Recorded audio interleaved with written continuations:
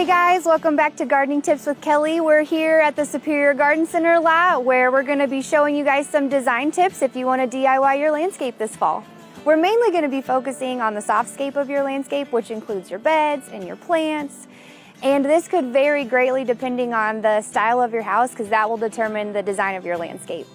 We have 5 different tips for you to consider while you're planning your landscape design. And the first one is, what are you trying to achieve? What are your goals for your landscape? Whether it be getting curb appeal, making year-round interest, attracting pollinators, or even trying to screen off a portion of your yard.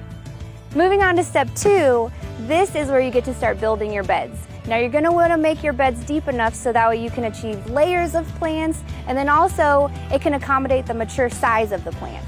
This is also the time to start adding topsoil and compost to your bed, and if you choose to do gravel instead of mulch, this is also a good time to add weed mat.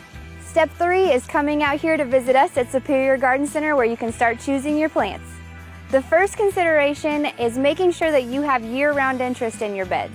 So whenever you come out here to the garden center, you don't have to choose everything that looks good right now. Try asking our garden center staff what the other plants do and what they look like throughout the year. And even consider how your landscape's going to look in the wintertime. You can still achieve a lot of interest in color, and you don't even have to use evergreens.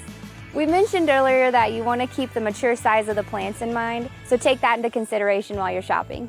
2 limiting factors that we run into a lot are deer and light exposure. So again, ask our garden center staff because we want to make sure that you have the most plant success with your landscape. The last thing to consider while you're shopping is go look at all of our categories: trees, shrubs, perennials, and maybe even include a couple annual pockets to rotate color throughout the seasons.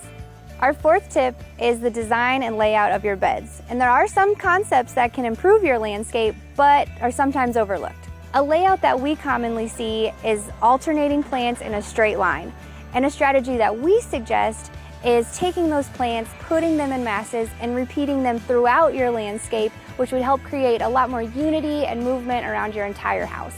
Also, while repeating, it doesn't have to be the same plant. You can also repeat colors and shapes. Our next design concept is going to be your levels and your layers. For your levels, this is going to be your varying heights through your landscape, drawing your eye up and down, and this can be created by using different size shrubs and trees. For your layers, you can use your different levels to create your foreground, middle ground, and background, which can create a lot of depth to your landscape.